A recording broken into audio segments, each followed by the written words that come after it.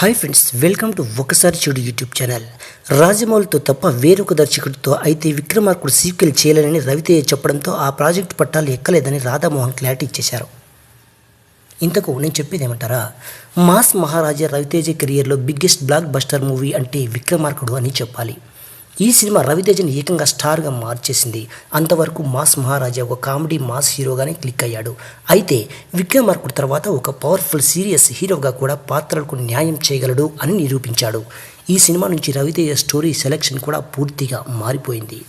ఇక అనంతరం commercial action comedy కథలకు పెద్దపీట వేస్తూ సినిమాలు చేస్తూ వచ్చాడు. వాటిలో ఎక్కువ విజయాలు కూడా అందుకున్నాడు. అలా కాకుండా కంప్లీట్ సీరియస్ నోట్లో చేసిన మూవీస్ మాత్రం డిజాస్టర్ అయ్యాయి. విక్రమార్కుడు మూవీ రిలీజ్ అయ్యి 18 ఏళ్ళు అయింది. ఈ మూవీని ఇతర భాషల్లో కూడా రీమేక్ చేసి సూపర్ హిట్ అందుకున్నారు. ఇన్నేళ్ళ తర్వాత విక్రమార్కుడు సీక్వెల్ గురించి ఇంట్రెస్టింగ్ న్యూస్ ఒకటి తెరపైకి వచ్చింది. శ్రీ సత్యసాయి ఆర్ట్స్ బ్యానర్పై కేకే రాధామోహన్ విక్రమార్కుడు 2 మూవీ చేయడానికి సిద్ధమయ్యారట. ఈ విషయాన్ని తాజాగా భీమా మూవీ ప్రమోషన్లో ఆయనే తెలియజేశారు. విక్రమార్కుడు సీక్వెల్ రైట్స్ని నేను తీసుకున్నానని తెలిపారు.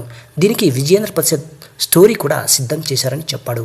అయితే రవితేజ మాత్రం విక్రమార్కుడు సీక్వెల్ చేయడానికి ఆసక్తి చూపలేదని చెప్పారు.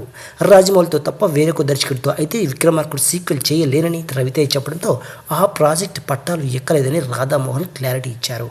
ఈ నేపథ్యంలోనే విక్రమార్కుడు సీక్వెల్పై ఇంట్రెస్టింగ్ టాక్ నడుస్తోంది. అయితే రాధామోహన్ ఈ సీక్వెల్ని రవితేజతో కాకుండా వేరొక హీరోతో చేసే అవకాశం ఉందా అనేది చెప్పలేదు.